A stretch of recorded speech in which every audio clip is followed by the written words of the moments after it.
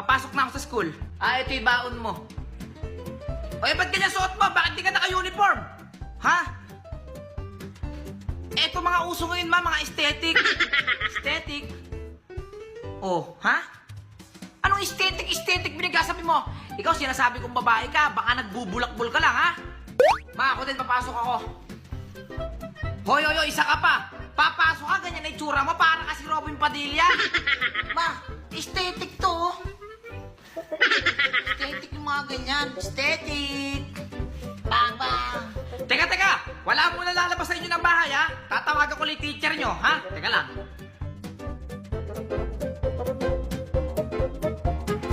Wala na ata akong load.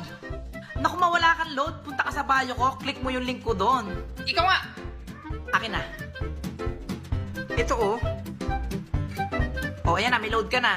Okay na, may load na to, ha? Hello, sino po ito? Hello. Ma'am. Po? Pwede ho ba kayong maimbita dito sa bahay namin? Ay, sige po, ma'am. Pep, sino ka? Ha? Me? I am her teacher. At ako po yung tinawagan nyo kanina. Bakit ka na suot mo? Aesthetic na po ang uso ngayon. Hindi na po required mag-uniform. Pati po mga teacher. Ha? Ay, sorry po, ma'am. Hindi ko po alam. Kaloka ka, te. Hoy, anak Jepoy, may ginagawa ka ba? Ay, ma. Wala naman, bakit?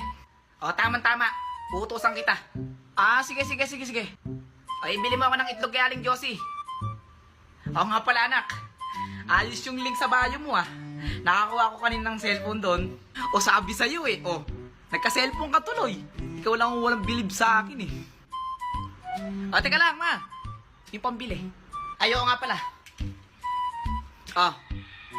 Ayan. Bilan. Aling Josie? Ano yun? Ay, Aling Josie, pabili nga ako. 2 itlog. Mahal lang ang itlog. 10 piso na isa. Ha? Ang mahal naman ng itlog.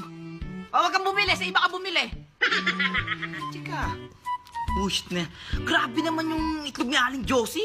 10 piso isa. Ano yung ginto? Bullshit na yan. Oy, ma. Ang bilis mo naman, Jepoy.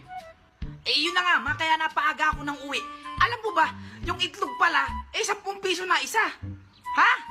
Kaya ma, hindi na ako bumili ng itlog. Paano ngayon yan? Pero mami, naisip